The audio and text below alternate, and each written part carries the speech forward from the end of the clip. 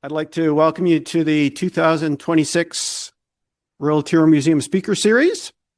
I'd like to thank the Royal Tyrrell Museum Cooperating Society for hosting the Speaker Series, as they do every year. We really appreciate their support. And I'd like to do a land acknowledgement. The work of the Royal Tyrrell Museum takes place throughout the province as known as Alberta. We gratefully recognize and honor Indigenous peoples' long-standing connections to these lands. So today, to kick off our speaker series, we're going to have our own Donald Henderson. And Donald is the curator of dinosaurs here at the Royal Tyrrell Museum, Palaeontology. And he celebrates his 20th anniversary of being at the museum this month. The Don's research focuses on using computer modeling and comparisons with living animals to understand how extinct animals, such as dinosaurs, flying reptiles, and marine reptiles function. And today he's going to be talking about one aspect of that work by presenting on curious collections of stones that are routinely found in the gut region of one group of marine reptiles, the plesiosaurs. Okay, Donald, would you like to come up and do your thing? So as Jim says, I'm here to talk about marine reptiles and their stomach stones. So I've organized this talk into several sections. First thing I was going to say, what are plesiosaurs? Just in case you don't know. Then say something about stomach stones, because I think this will be new to a lot of people. And it's not just prehistoric things as with stomach stones. Then I'll do a closer examination of four of our Alberta plesiosaurs and their stomach stones, because there's always a suspicion that stones have washed into a carcass after death. You think a dead body decaying, falling apart in a river, the flow of the water could transport stones in, but that's certainly not the case here. These are bona fide stones that were in the body at the time of death. And then, being a computer and math nerd, I'm going to show you some novel ways to test ideas about what could stomach stones do in terms of buoyancy and stability. So what are plesiosaurs? So there's a cladogram showing our current understanding of how backboned animals were organized. And so plesiosaurs they're vertebrates. So they've got an internal bony skeleton, they've got skull and jaws. They share that with about 50,000 other things alive today. But we have to move up a bit. They're not fishes. They've abandoned life in water, life on land. No, let me back up. I'm getting ahead of the story here. They're tetrapods. They evolved from swimming animals. And so instead of having fins, they've got shoulders and hips, arms and legs, fingers and toes. And instead of breathing with gills, they breathe with lungs. So that's their terrestrial ancestry. They're also amniotes. Their ancestors laid shelled egg. Although, as I'll show you later, they abandoned this reproductive strategy. So let's zoom in on the amniotes. So that's this group here. So it includes, I'm sure you're familiar with all those names up there. So I stole this nice diagram from an undergrad textbook. It zooms in on the amniotes. And here's plesiosaurs. So plesiosaurs are diapsids. They're a group of reptiles that are related to lizards, crocodiles, and snakes and dinosaurs, but they're not members of those groups. And you see on this diagram over here that plesiosaurs are very closely related to ichthyosaurs. But their bodies are the first ones we find, their bodies are so modified for life in water that a lot of the anatomical details that could link them to other reptile groups are being erased. So everybody's pretty confident that they're diapsids, related to lizards and crocs and dinosaurs, but they're not close related to any of those. It's still a mystery. And by a process of elimination, most people are leaning to they're somehow close to the ancestry of lizards. And snakes are just glorified lizards. So plesiosaur anatomy, here's why it's so difficult to figure out who they're related to. This is an underside view of the body of a Jurassic form. I think that's Cryptoclydus. I should have taken the name down. But first thing is, the limbs, both hind and fore, are seriously modified into flippers. They've lost the elbow joint, the knee joint, the ankle, and the wrist. The whole limb has become a very stiff paddle. You can still see the same bones. So just like us, in our arms, we've got humerus, radius and ulna, wrist, the carpals, metacarpals, 5 fingers. But they've seriously modified it to be a hydrodynamic structure. It doesn't have to support weight now because the body's in water and it's more of a propulsive organ. And one other thing that plesiosaurs show is a condition called hyperphalangy. So to form a flipper, they've greatly increased the number of finger bones. So fishes can form their fin with fin rays, which are derived from the skin. But a feature of tetrapods way back in the Devonian was they lost the ability to produce fin rays. So if you're a dolphin or a plesiosaur, if you want to make a hydrodynamic flipper, you've got to modify your internal skeleton to form that flipper shape. Another thing, because of this way of the plesiosaurs are characterized by underwater flight.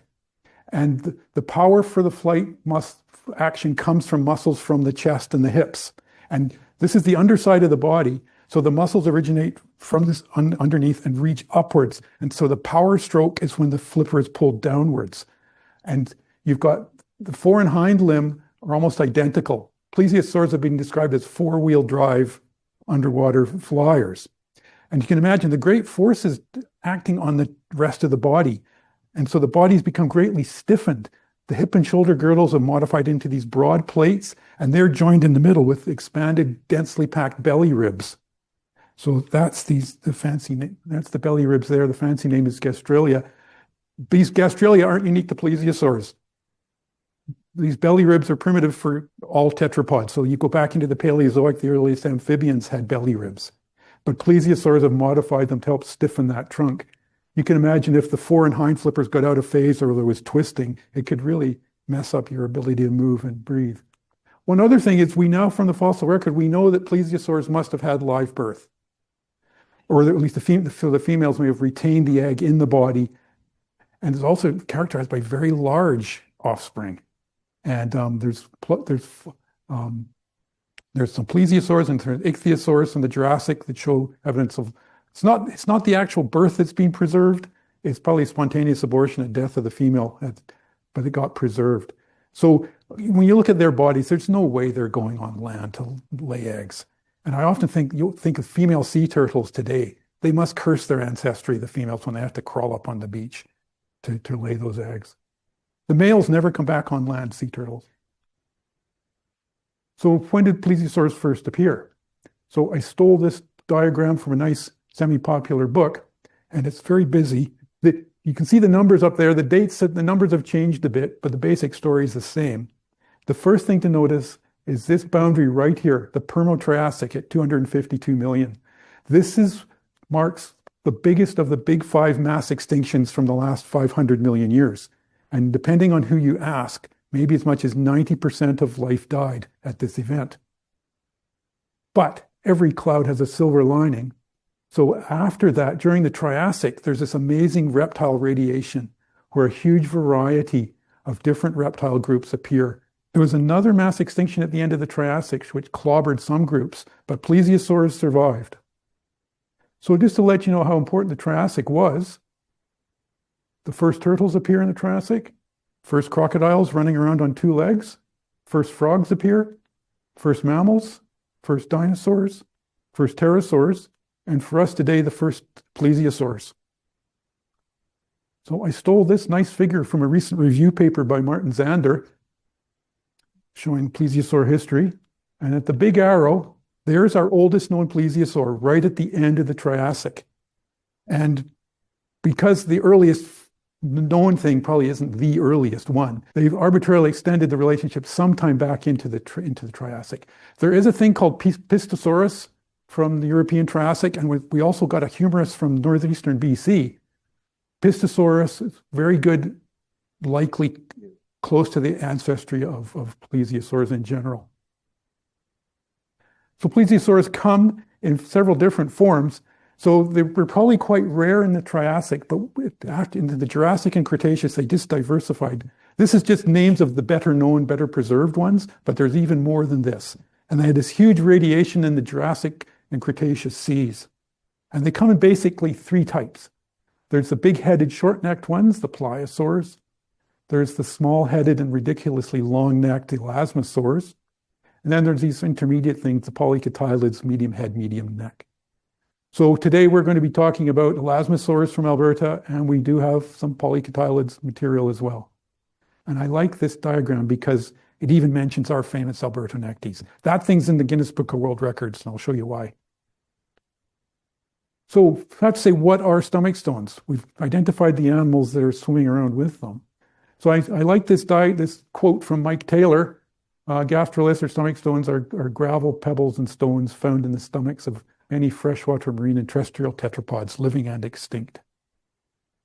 And so here's some, it's not just fossil animals that had stomach stones. Sea lions have stones, walrus have stones, Nile crocodiles do.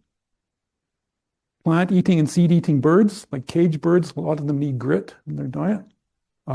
Many herbivorous lizards also have grit. And for Jim, here's some tadpoles. Some tadpoles are found with silt and mud in their gut, but I think that might just be accidentally ingested, these things grubbing around in the mud on the bottom.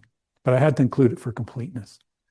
I want to say something about the crocodiles, because here's one of the first mysteries about stomach stones. So looking at the living alligator or living crocodilian groups today, alligators, no stones. Caimans, no stones. Nile crocodiles, yes. Indian gharial, yes. So you would think that these things, certainly the top three, they all look so similar. They live the same way. Why do they not have stones? So if you're proposing that the stones are for swimming or sinking or digestion or something, you'd have to explain why very similar things like the caimans and the alligators don't have them. So there's this big outstanding question. What could they be doing differently from the crocodilians? One thing, so this is the cladogram. This is our more modern way of looking at organisms. And it's nice that you can start to make predictions. So you can see here the Crocodilidae and the Gavialidae have stones. So you can make the prediction that their common ancestor must have had stones. In contrast, the caimans and the alligators are more closely related. Their ancestral form did not swallow stones. So this cladistic method is so much better than the old Linnaean system. So some extinct tetrapods that had gastroliths. Several types of sauropod dinosaur are found with stomach stones. But some people worry that they're washed in after death. Several of the small birdie-like theropod dinosaurs, like this thing, Caudipteryx from the early Cretaceous of China. And you can see a huge mass of pea gravel there. There's also some other non-dinosaurian reptiles. There's this weird little thing, Barosaurus from Madagascar, and the stones in this are huge. They're like pea-sized in relation to the rest of the body. And amazing, I found this amazing. There's one pterosaur has been found with stomach stones. It's from the early Cretaceous of Brazil, Pterodostro, and you notice they've given it a pink color because this thing has unbelievably weird teeth. It has hundreds of very fine teeth lining the lower jaws. And it's thought it was a filter feeder like a flamingo, straining crustaceans and other small organisms out of the shallow water. And flamingos today are pink because of the pigment in the crustaceans that they eat. Captive flamingos, you have to supplement their diet with the pigment or they go white. So just remember that if you have flamingos. And so people are now speculating that Pterodostro was probably a pink pterosaur. That's a Bob Bacher idea. Some of his ideas are nutty, but that one's pretty good. So let's look at some local fossils. So here's the three Western provinces, a couple of big cities to orient you, and the black dots represent the fossil localities. The first one I'm going to mention is we got it in 1994, Nicholsora. And we got another nice one in 2007, Albertonectes from way south of Lethbridge. You can see it down the bottom there. Then 2 years later, we collected another one from extremely arid, empty part of the province, that's Sage Creek Grazing Preserve. And then we've been up to Fort McMurray twice to get thing that we are identifying as Wapuskinectes. So we're going to look at these in detail. Oh, so this shows a geologic column where these things come from. So the Fort McMurray stuff is much older. It's about 38 million years older than the stuff we get in the south. So it's the Aptian-Albian boundary for the Fort McMurray stuff. And it's about 75 million years old for the two plesiosaurs, two elasmosaurs up top. So about the time when dinosaurs are running around a dinosaur park, you've got Albertonectes and Fluvionectes swimming in this Bearpaw Sea. And these illustrations, these silhouettes are to scale. So Albertonectes is big, 12 meters, 7-meter neck. So here's the first one, Nicholsaura from Fort McMurray. So we didn't collect this thing. It was delivered to us. The mine people just scooped it out of the ground, put it on a flat deck and drove it south. And so here it arrived at the museum. I was summer staff here, 94 when it arrived. It was pretty exciting. Notice how green the landscape is. This is out at the back. It was an extremely wet summer. Rained most of the time. But anyway, there's the specimen in this big heavy lump. So they decided to get an industrial rock cutting facility to trim it down. But unfortunately, they misjudged where to make the cut. And it actually went through a chunk of the skeleton, which the kerf of the saw must have taken out like a centimeter of rock, which is especially tragic because here it went through the spine.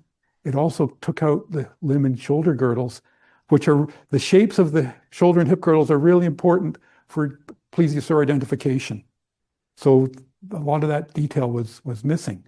But every cloud has a silver lining. It exposed all these stones perfectly. And it's I've highlighted them here in white because it was part of a study I wanted to do to identify these more precisely. And the stones they're either black cherts or white quartzites. And to orient you, that red rectangle on the left, that shows the position of the stones. They're in the rear half of the trunk region. Next one we got was 2007. So this is down south of Lethbridge, about 20-minute drive south. This is the Corite Ammonite mine. And they're digging for gem quality ammonite shell, which has been heated and pressurized just so to produce this unique fossil in these ammonites. So the trade name is ammonite. And it's found nowhere else in the world. And so they're mining for this, and they've identified a couple of horizons where these ammonites are. And so there are these people, spotters, who watch every bucket load, and they're watching for the colorful glint. And that summer, they spotted some bones for us, and this is the late stages. We're just about to leave. I took some photos. That's our plaster jackets. I'll show you more detail shortly. So it was very hot when we collected this. Mark Mitchell and I went down the third week in May to investigate this mosasaur that the mine people told us about. And the first bone we saw was an upper arm bone, and Mark and I thought, oh, this is better than a mosasaur. Sorry, Ilaria, there's things better than mosasaurs. Turned out to be a plesiosaur. And so we organized ourselves. We got down there the following week. It had rained heavily the night before, but for the next 3 weeks, except for one day, it was extremely hot. We never had a day less than 30. And fortunately, we had the industrial help to get the thing out. And so we gradually exposed this. There was 6 of us down there for almost 3 weeks. And it was very hard to make out the bone because it was gray bone on gray rock.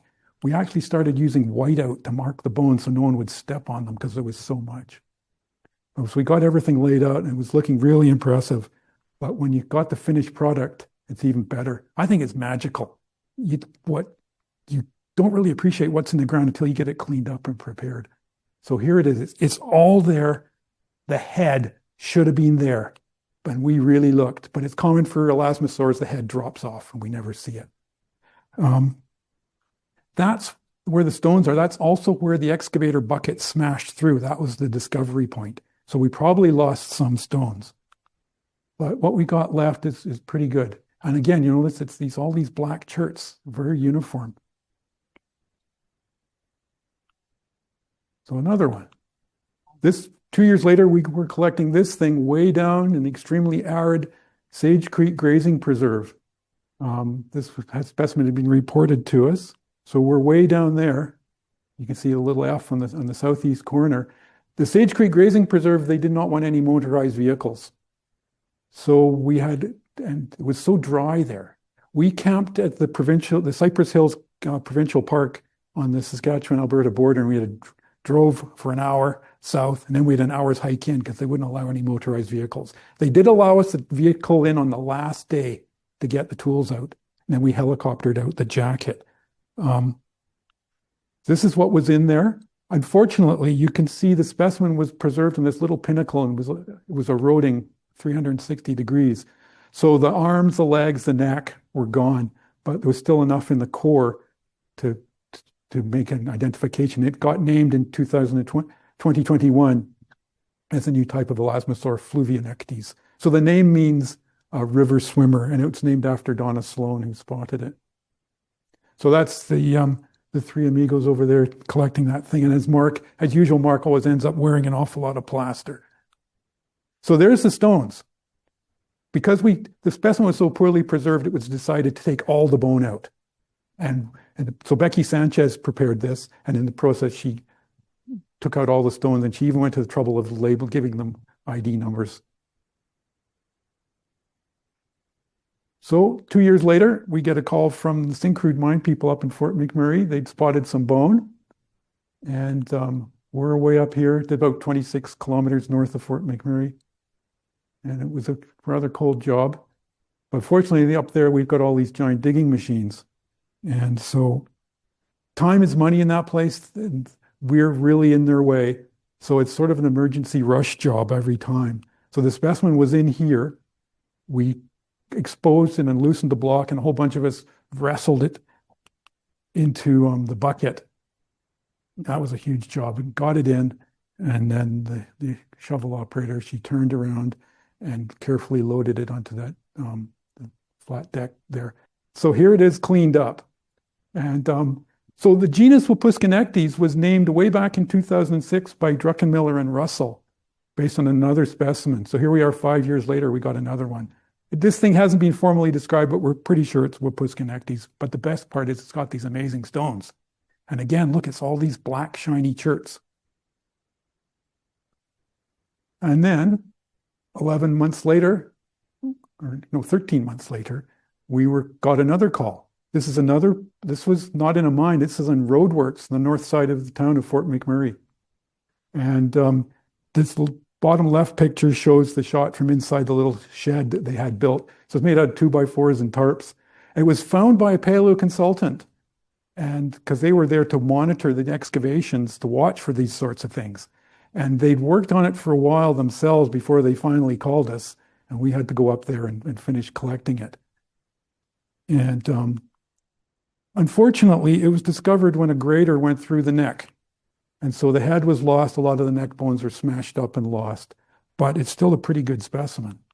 And we can zoom in on this part. This is the posterior half of the trunk region. And again, there's all these little black stones. So it seems a lot of these plesiosaurs, including Borealopelta up there, they went to the seabed on their back and they sink down. And as their guts decay, all the tissues break down and weaken, and the stones just settle down to the inside of the back, the dorsal ribs. And again, it's these little black pebbles that you see. So we need to think about the geography of where these things were living at the time when they died, or where they were living before they died. So I stole these maps from Ron Blakey's website. He does these amazing paleogeographic maps. The broad brush is okay, but he puts in all these little artistic details. Yeah, maybe. I don't know if you know The Hitchhiker's Guide to the Galaxy, Slarty Bartfast, who did the crinkly edges to continents and stuff. He would like these maps. But anyway, look where Nickelsaur and Wapuskinectes came from. They're way far from any shoreline, well out at sea. And we can jump forward 38 million years to the late Cretaceous. And Albertonectes, Fluvionectes are, again, these animals found way offshore, far from where they would find any of these rocks. And so North America, though the Cretaceous, let me speak bigger, the Cretaceous was a time of very high sea levels worldwide. It's thought the Earth's mantle was convecting super vigorously. Things like the mid-ocean ridges were really high, and the seawater had nowhere to go but to flood onto the continents. So that's why we find these marine animals on continental crust. But anyway, here's a nice illustration we had done for when we had Albertonectes on display. We have fossil evidence for all these animals that were living in the bear paw in the late Cretaceous. But you'll notice lots of life, but no big stones. So right away you have to ask, where was the plesiosaur Albertonectes getting these big stones? they're certainly not local. And so here's the potential stones we have in this province in our geologic record that could be used as stomach stones. So there's the really hard crystalline granites and gneisses. The low gneiss is a metamorphic one. We've got several different kinds of limestone. Chalk is you can think of a type of limestone. It's formed of microscopic scales. Or else we've got the clastic sedimentary rocks like sandstones and conglomerates. But none of these are seen as stomach stones in our plesiosaurs. Instead, what we get are the black cherts. And so these are cryptocrystalline. They're a type of quartz, but they're extremely fine-grained. You need a microscope to see it. They're actually biological in origin, marine organisms with silica-rich tests, little external shells accumulate on the sea. They're extremely dense and they're very hard. The other type of rock we find are quartzites. Again, these are extremely hard, almost cryptocrystalline. They're almost pure silica, and they've experienced great pressure and heat at depth in the Earth's crust. And so it's unusual. This isn't, if the stones in the plesiosaurs were just random associations, you would expect a mix of rock types, but we don't. These animals have consciously chosen these types of stones. And I used to have a big green iguana, and proper maintenance of herbivorous lizards, you have to give them some grit. And I would always put out 3 grades of aquarium gravel, fine, medium, and coarse. And she would always carefully lick up the medium grain gravel. So there's some conscious activity going on here. And so fossils come in the form of trace fossils and body fossils. And a trace fossil is any evidence of behavior preserved in the fossil record. So these stones represent active conscious behavior by these plesiosaurs to get these distinct sets of stones, which I think is pretty amazing. When you think of trace fossils, you tend to think of bite marks or footprints, but you can think of Gastroliths as a trace fossil. So you have to wonder, where do these stones come from if they're not found in the localities where they were living? There's a very distinctive rock unit running the entire length of the foothills in the Rocky Mountains on the eastern flank. It's called the Cadmian conglomerate. And it's a very resistant rock unit, very distinctive. And I actually collected a chunk for a reference sample, and it's full of black chert and white quartzite pebbles that are all nicely rounded. So this is where I think our plesiosaurs are getting their stomach stones from. And you think of that geography, these animals are all way out in the sea, way far away from the rising mountains. And so the Cadmian is early Cretaceous. So in the south there, that's late Cretaceous. I'm proposing that our plesiosaurs were swimming east for about 200 kilometers to get eroding Cadmian conglomerate in the late Cretaceous. And in contrast, the early Cretaceous plesiosaurs from Fort McMurray could maybe swim over to beaches and river mouths where the Cadmian wasn't yet cemented into a rock. It was loose gravel. It's such a good match. I think it has to be a possible source. So this is the only text-heavy slide. Here's ideas of why people have thought we should have the plesiosaurs or other tetrapods should ingest stones. Or is it for food processing? For herbivorous and granivorous animals, that's reasonable to think, because plant tissue is tougher to digest than meat. So you need that digestive aid. But plesiosaurs are all assumed to have been carnivorous, so eating things like crustaceans, fish, squid, other plesiosaurs in some cases. Why would they have needed stones if meat is easier to digest? The other idea, because the stones are so dense and heavy, maybe they're for buoyancy and stability. And that's possible, but the amounts of stones we find are tiny, as I'll show you shortly.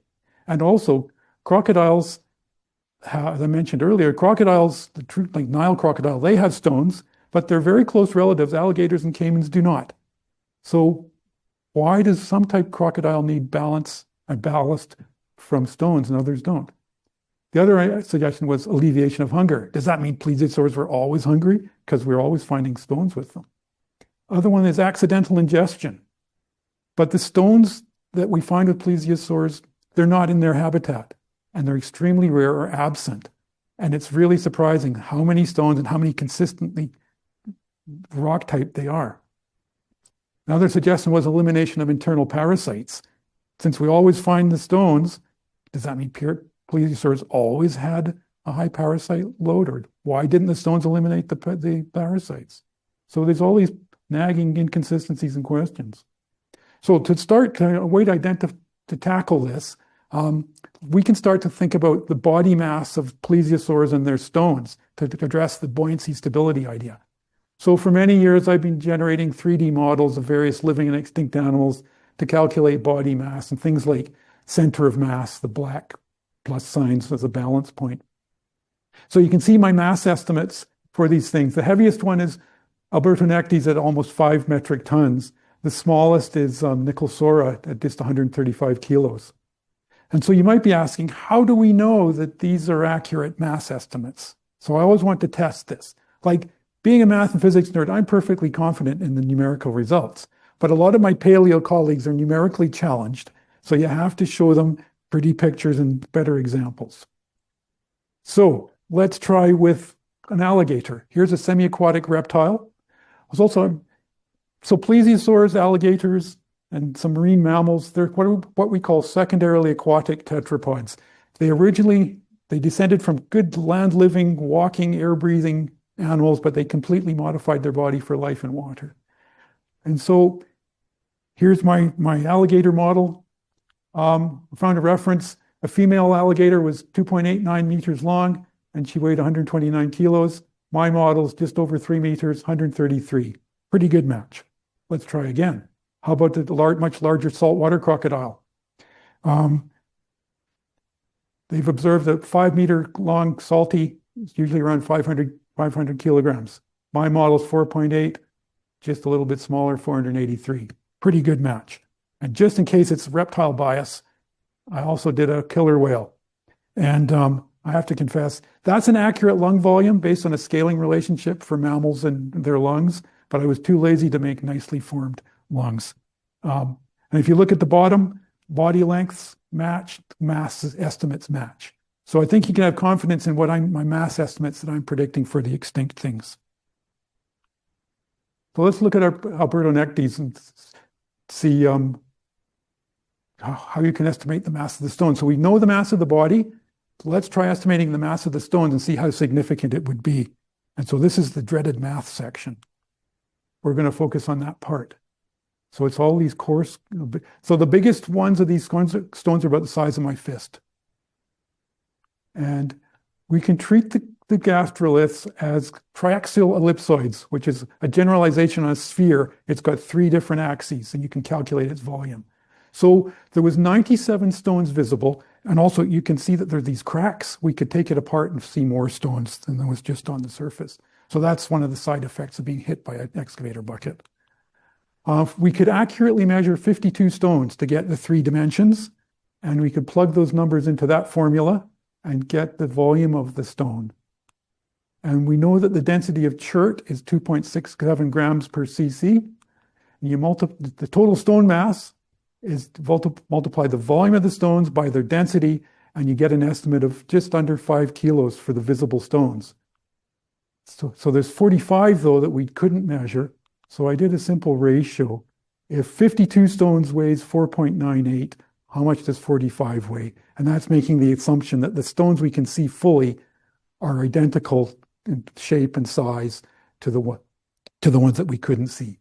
And so the hidden mass was 4.31, gives us a total mass of just over 9 kilos. Fortunately, with little Fluvionectes and all the stones are out, you could just slap them on an electronic scale and measure it. So look at that tiny amount, just 359 grams, but it's a smaller animal. This one was a bit more of interest. This is the one that, for good and bad, had the saw cut go through it. So what I did was I digitized, from the photo, I digitized the outlines of all the pebbles, and I wrote a computer program to analyze all the contours and estimate areas, and then try different methods of estimating the 3rd dimension to come up with a mass estimate. And I tested that method against the full weighing method of the check. I'll spare you the details. Turns out the total mass is just 105 grams. The nice thing is that all these stones so far, they're all these cherts and quartzites. And here we are, another nice black chert. So this one was a bit more involved. It's in two clusters. And I'm pretty sure that that sharp edge marks the boundary of the stomach region inside the animal. The stones stayed together while the animal decayed. So if you look at the first cluster, I used that Nicolsora method where I could measure 2 dimensions and estimated the third numerically. But then there was this other cluster, much more densely packed, and I could not see any measurements. So then I remembered this nice little idea. 400 years ago, the German mathematician, astronomer Johannes Kepler, in a paper introduced this, became known as the sphere packing problem. He asked, how densely can you pack spheres into a fixed volume to have the minimum amount of space between them? And it's easy to state, but it took centuries before someone solved it. So 400 years later, the mathematician Thomas Hales was able to prove that the efficient packing gives you about 74% mass, 25% empty space. It was a huge, sophisticated math to figure that out. So I took this idea, I estimated what's the volume of that dense cluster. It turned out to be 157 cubic centimeters, multiplied by the Chert density and multiplied by that packing factor, and I got a volume of 310 grams. So we have the body masses for the animals. We have the masses of their stones. How does it play out? And trivial. That's percentage values. The biggest relative volume is 0.2% in Alberta nectes. Could that really have a sinking ballast buoyancy effect? I think not. But we can be more precise than that instead of just guesstimating. So this is where the computer nerd bit comes in. For the longest time, I've been thinking about buoyancy and stability in all sorts of animals, plesiosaurs, dinosaurs, and crocodiles, and things like that. And I'll just take you through a few steps here. So I defined a 3-dimensional mesh of an alligator, and I'm careful enough to include things like the lungs and assign different tissue densities. So I have the meshes. I assign appropriate tissue densities. So the axial body is about 1,000 grams per liter. That's a typical density for water in most tissues. The limbs are a little bit denser because there's more bone. And I treated the lung cavity, that's the lung there, as an empty space, just air. Air is so light compared to water that you could treat it as 0. And that lung volume is accurate based on a scaling relationship between body mass and lung volume in reptiles. So I can calculate the body weight of all the different tissues and the weight force. And knowing where the different tissues are, I can calculate what are the torques acting to turn and twist the body. And I can also estimate how much volume is displaced when it's in water. What's the buoyant force? So knowing all these forces acting on it, you can move and rotate the model, adjust it. Then you recalculate again and keep adjusting and just apply step 5 there until everything's balanced and the things come to equilibrium. So here's a little animation showing a test case with the alligator. So you imagine you take the model, hold it at depth at some orientation, take your hands away quickly. What happens? Buoyant forces act to lift it up. So this has got a full lung and no stones. And the color scheme, the light color is the dry air exposed and the darker is the wet. So I'll let you watch that and then I'll show you some stills for better comprehension. So this isn't an animation in the normal sense. This is all calculated by the computer. It's all math and physics driving this. I'm not moving anything. I just specify the rules and the properties like the densities and let the computer calculate. One more cycle. That's the red numbers at the bottom are just the cycles to calculate. And so as a check on that, here's a final stable view. I floated the alligator in fresh water because this is important. And there's some summaries. I'll explain some of those numbers later on. And I also did the same thing for the saltwater crocodile. But for consistency, I made sure that was floated in seawater, which is a little bit denser. And you can see that, where did that go? Well, let's just check these final results. So the top there's pictures of floating alligators, the bottom floating crocodiles. I think that's a pretty good match. I think it works. So one thing I want to mention here is Also, it's coming up. I'll say it in a bit. So we've got confidence that I can accurately represent a floating crocodilian, a floating semi-aquatic reptile. Now let's try for the plesiosaurs. This is the exact same software, but because it's a plesiosaur, it's in salt water. And the one on the right, on the left is no stones, full lungs. The one on the right, 10 kilos of stones, full lungs. It's basically the same. It's certainly not sinking. One thing you will notice, the cm stands for center of mass. That's its distance from the tip of the tail. That's the depth below the water surface. And so with the slightly heavier, it does sink deeper. The stones make it sink a bit deeper. It also tilts the body angle a little bit more. And you can look at the dry and wet proportions on the two different versions. You can see the one on the left floats a little bit higher with no stones. So these numbers are the number of cycles were needed to calculate and stabilize the model. One thing with the stones, the model stabilized quicker, a quarter of the time. So that might be an effect, possible benefit of having the stones. So that was 10 kilos. Let's try 30. What happens? He still floats. The density is higher. It's floating deeper. It's floating steeper, but it still can't sink. So the key thing is, it won't sink. So there's the seawater density. The body won't sink until the density is at least as great as the seawater density. I don't know if you've ever been to the sea, gone swimming in the sea and gone swimming in fresh water, you'll notice you float a little bit higher in salt water. And that would be the same for these things. So that's 30 kilos, no effect. Let's be extravagant. Let's try 100. It still floats. And there's that. I just want to emphasize that. So Albertonectes weighs almost 5 metric tons. The 30 kilos and 100 kilos are just 0.6 and 2% of body mass.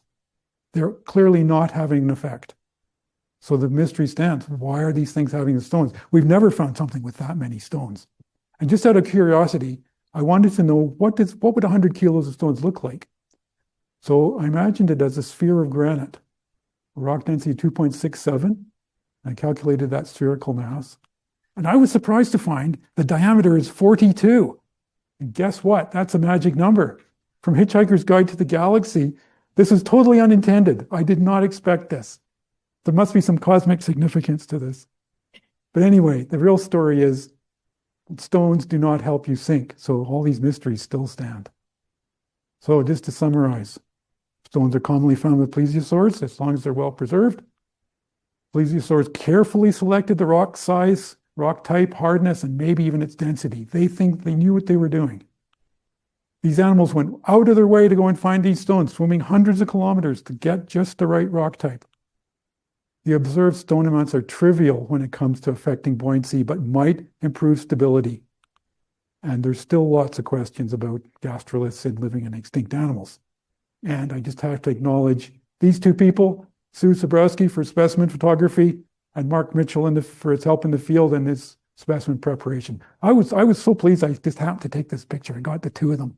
And that's the thing they're photographing. That's Pluvionectes. That's the photo that was produced from this action right here. And I'm done. So I'll take your questions. Do you find gastroliths in Champsosaurs? Champsosaurus, sorry. I don't think we do. Okay. Plus, they tend to be found in rivers, so maybe the carcasses were so rotten the stones got tossed out, but I'm not holding my breath. Okay. Second question is, at the beginning of the Triassic, you said there was one, you believe is a plesiosaur ancestor. What about that particular skeleton makes you believe that that's part? There's a group of Triassic marine reptiles called the Nothosaurs. Everybody's pretty sure that plesiosaurs came out of these Nothosaurs, which were in the Tethys, most common in Europe, European marine Triassic. And Pistosaurus is a very derived Nothosaur, and it was clearly a swimming animal. It's halfway between having jointed limbs and flippers, and the shape of the humerus is just like a plesiosaur. So it's a really good candidate. Okay, so one question I have is, So a lot of these crocodilians are kind of just sort of spending lots of time floating, right? What about animals that are spending more time deeper in the water? How are they staying down deeper in the water? And have you done buoyancy tests with that? I didn't show it, but lung deflation, you will sink. And the some Australian people working on saltwater crocodiles measured lung volume of a sinking saltwater crocodile, and it was 60% deflation. I found exactly the same results with my thing. So lung deflation is instantly effective, and it's instantly, you can recover from it. With a bit of swimming, get back up to the surface, and you can reinflate your lungs. When I used to keep turtles, and you clearly saw they're hanging at this water surface, they could control their orientation just by varying their lung volume. And then if I could do a second question. What is the evidence for these gastroliths being stomach? So, because you mentioned that a lot of people have like questioned whether they're washing in later. So what's the evidence that they are actually originally in the stomach? You've got an intact body wall that wasn't ruptured. The stones are not found in this enclosing rock in the formation. They're clearly alien. Well, the fancy word is allochthonous. All right, Yep. thanks. Oh, I was wondering, do they collect them throughout their lifetime, or would they pass them eventually, the stones? I know that someone did this horrendous study of Nile crocodiles in East Africa. They slaughtered hundreds, and they've discovered that over the lifetime, the older the croc, the more stones it had. So I suspect the animals are probably accumulating the stones during their lifetimes. And another Bob Barker nutty idea. He claimed he was finding these piles of stones in the Morrison Formation. He was claiming they were sauropod belch piles. The sauropods would just puke up massive worn stones, but not everybody buys that. I think if these stones are so rare and you have to go to the trouble to collect them, it wouldn't be very energetically wise to abandon them. I think they would just keep them. Thank you. Have you found, or have there been any like juvenile or younger specimens found with stones, or is it only from what you perceive to be adult specimens? It seems to be subadults, adults. A lot of these marine reptiles, the juveniles don't preserve very well, or else they're not living where we find the adults. So the fossil record for juveniles is really poor. Okay, and then my second follow-up question is, in the region where you're finding the stones, does it somehow correlate with where these animals might be giving birth, or did they also give birth farther out into sea? I don't think we can answer that question. Like the bear paw things, like Albertonectes, they're way offshore. Most people seem to think that animals will come into the shallow, warmer waters to give birth. I think that's why we're not finding any juvenile plesiosaurs, because the shoreline is such a dynamic environment, small, delicate bodies would get smashed up. Our oldest plesiosaur that we got just a couple of years ago was from the McMurray Formation. It was a shore face, and all we got was a section of neck. So the carcass doesn't survive very well. Thank you. We all seem to be asking questions in pairs today, so apologies. And forgive me if you said this and I missed it. As you say, these gastroliths are made of material that looks very out of place in the geology. Going big picture, are there chert deposits anywhere in Alberta that are the right age that would suggest where they're going, or are they just everywhere but very, very thin on the ground? I think they tend to be found as clasts. I don't think there's a thick, pure unit of chert, as far as I know. Okay. The other thing I was wondering is tangential is I can absolutely see how Albertonectes, for example, being that big, can't come up onto land. But with the smaller ones like Fluvionectes or Nicholsaura, they're in about the same size range as seals or modern sea turtles. But is there any other obstacle to them being able to, bask or otherwise move on and get out of the water? I think that long neck, you couldn't support that neck. And also, to ventilate the lungs, if you've got your body weight, if you spend most of your time in water, body mass doesn't matter really. It's how much water you displace and your hydrodynamics. I don't think they could ventilate their lungs on land.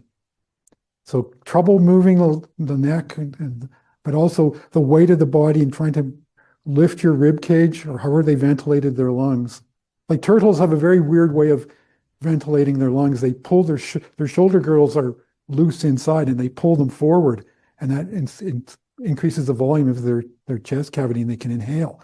And so but that couldn't have worked for plesiosaurs because their shoulder girdles are fixed. So they must have had to lift the ribs or lower the belly ribs somehow.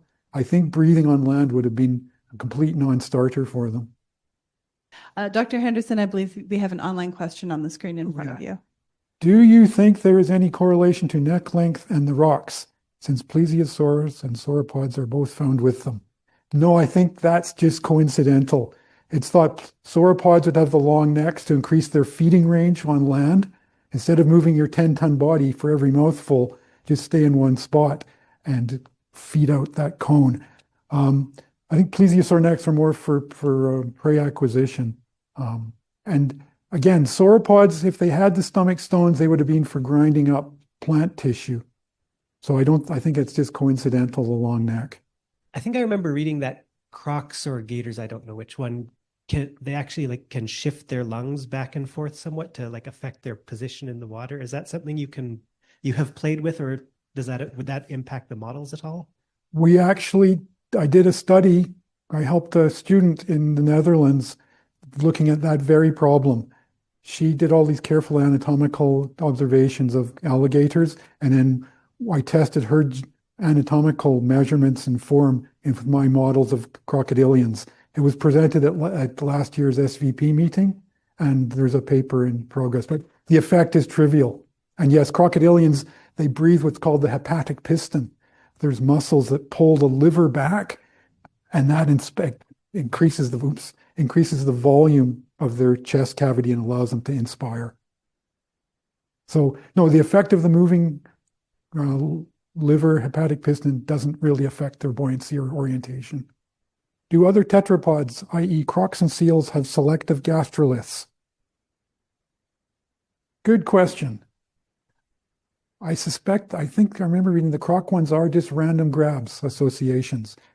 The seals, it's a sea lion. You have to be careful, not the regular seal. They have very few stones, but I remember it was just very few, but I couldn't tell you the rock type. Well, I'd like to thank you, Don.